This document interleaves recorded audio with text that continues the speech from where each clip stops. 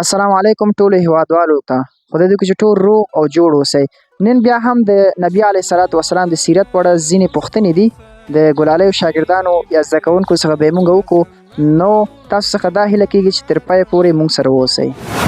اول پوښتنه به زه د باسط جان نه وکړم. باسط جانه ته به راته دا وایي چې د بدر غزا کې د مسلمانانو تعداد څو کسانو؟ 314 کسانو. ماشاءالله. څو آسونه ورسره وو؟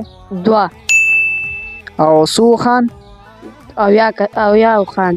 اویا خان. ماشاءالله بیخي صحیح ده. مطمئن خو یې؟ ماشاءالله.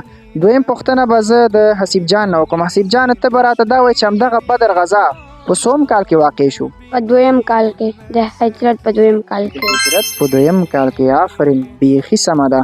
دریم پوښتنه به زه د سدیس جان نه به یې وکړم.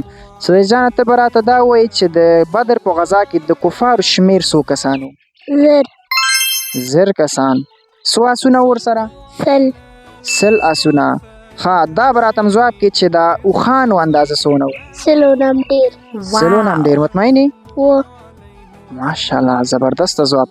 ها، څلورمه پوښتنه به زه د توحید جان نه به یې وکړم، او دا به موږ تاسو ته دا وایي چې د بدر غزا نتیجه څنګه شو، یعنی پیروزي چاته حاصل شو، مسلمانانو ته که کافرانو ته؟ مسلمانانو ته. مسلمانانو ته. ماشاءالله. ته به دا راته وایي اوس چې په دې بدر په غزا کې د مسلمانانو څو کسان شهیدان شو؟ 14 کسان. آفرین. او دا هم به راته وایي چې د کفارو څو کسان پکې مردار شو؟ 80 کسان. مردار شو 80 کسان. څو کسان پکې اسیران شو؟ 80. ماشاءالله، بیخي زبردست ځواب. آخرنۍ پوښتنه لږ غوندې سخت هم ده، زه به د مناسب جان نه به یې وکړم. مناسب به موږ ته ووایي چې د نبي علیه الصلاة والسلام څو مؤذنین وو؟